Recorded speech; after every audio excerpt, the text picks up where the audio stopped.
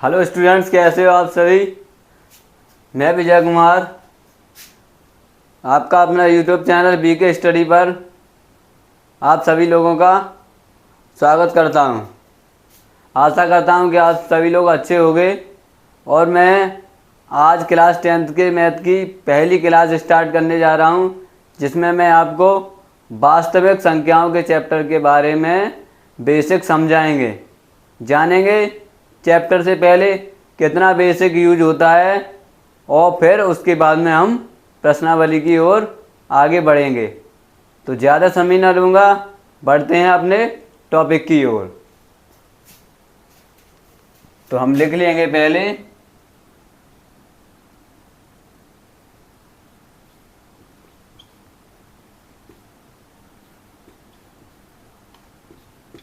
Chapter 1।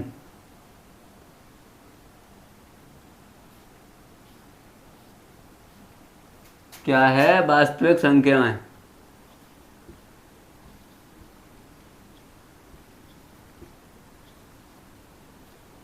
वास्तविक संख्याएं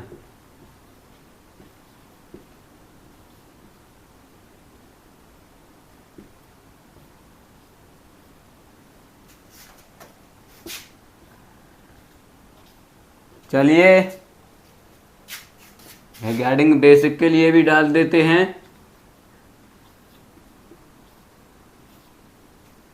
हाँ भाई, पहली हेडिंग आती है हमारी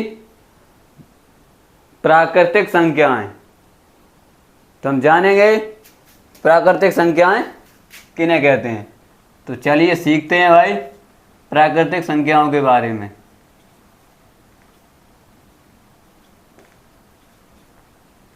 क्या पढ़ी पहली हेडिंग हमारी भाई? प्राकृतिक संख्याएं किन्हें कहते हैं। तो हम लिखेंगे, कॉपी पेन लेकर बैठिए। वे संख्याएं जिनको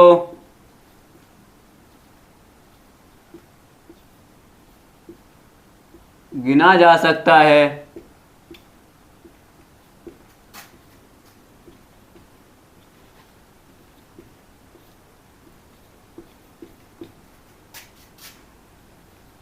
प्राकृतिक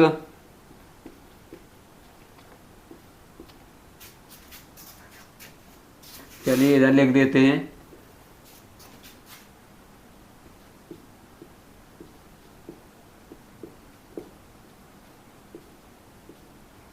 संख्याएं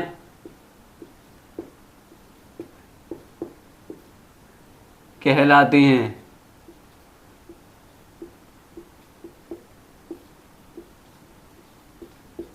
अब हम इसका उदाहरण के तौर पे उदाहरण से सीखने का प्रयास करेंगे। तो एग्जाम्पल में आपको वे संख्याएं जो 1 से स्टार्ट होती हैं, 1 2 3 4 dash dash dash plus infinite तक जाती हैं, क्या कहलाती हैं? प्राकृतिक संख्याएं। तो क्या हेडिंग पड़ी? वे संख्याएं जिनको गिना जा सकता है प्राकृतिक संख्याएं कहलाती हैं। एग्जाम्पल हम लेंगे 1 2 3 4, इस तरीके से लेके प्लस इनफाइनाइट तक। काउंटिंग 1 से स्टार्ट होगी और प्लस इनफाइनाइट तक होगी। ये सारे एग्जाम्पल इसके हो जाएंगे। अब दूसरी हेडिंग आती है हमारी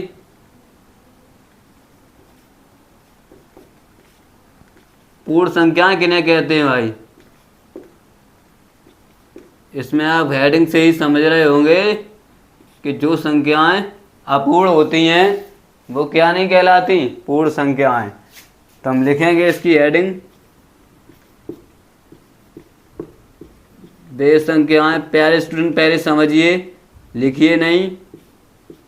वे संख्याएं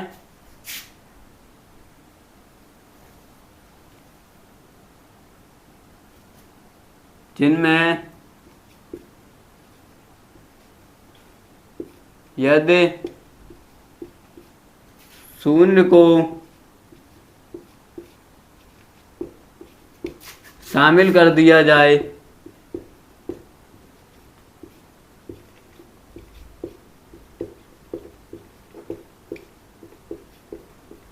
क्या क्या बन जाती हैं? पूर्ण संख्याएं कहलाती हैं।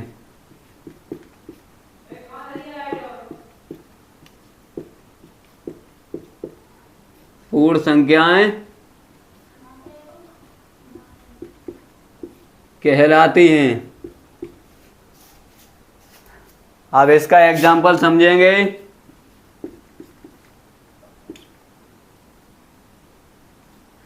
इसमें क्या दूसरी हेडिंग भी हमारी इसमें नजर आ रही है।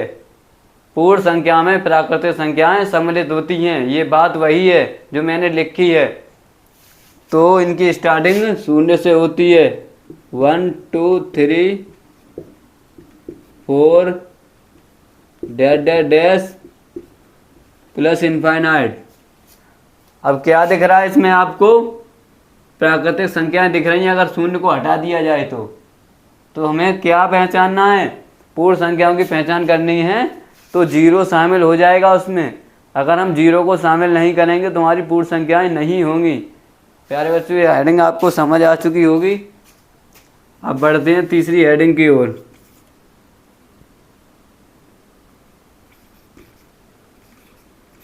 तीसरी हेडिंग है हमारी सम संख्याएं। किन्हें कहते हैं सम संख्याएं? वे संख्याएं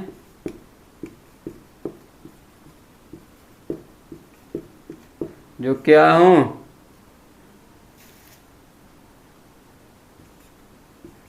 दो से पूर्णतः क्या हों? विभाजित हों।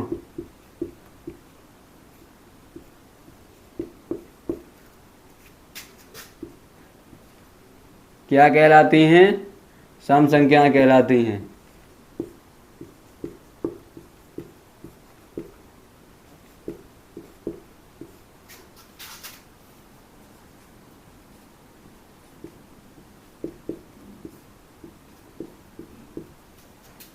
अब सम संख्या में मैं आपको बता रहा हूं कि आपको क्या देखना है। अगर ऐसी संख्या लेनी है हमको जिसमें क्या करें, हम 2 का भाग लगाएं, तुम्हारा शेष फल अगर शून्य आ जाए तो उस स्थिति में हम उस संख्या को क्या कह देंगे? अपनी सम संख्या बता देंगे। अगर हमने किसी भी संख्या में भाग लगाया, अगर हमारा शेषफल शून्य आ गया और जिस संख्या से भाग दिया तो वो संख्या आपकी सम संख्या के दायरे में आ जाएगी। एग्जाम्पल इसके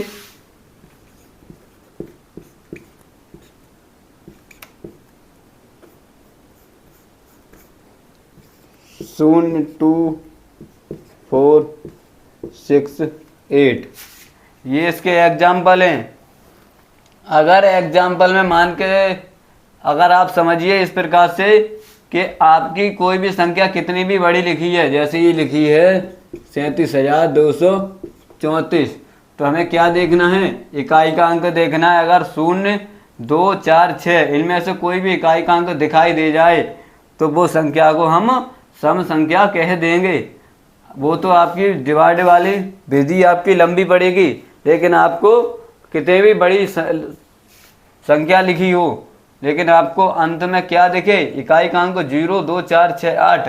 अगर इनमें से कोई भी अंक दिख जाए आपको तो उस संख्या को आप सम संख्या बता देना, जिसे इंग्लिश में कहते हैं इवन नंबर।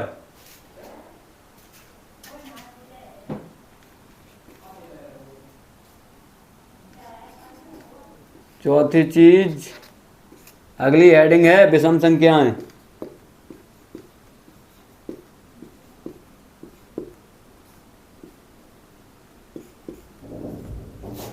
अब विषम संख्याएं आपकी क्या होती हैं? वे संख्याएं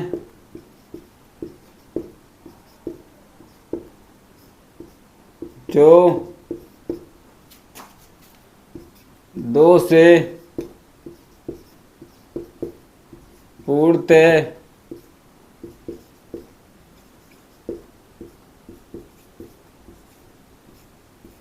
विभाजित न हो।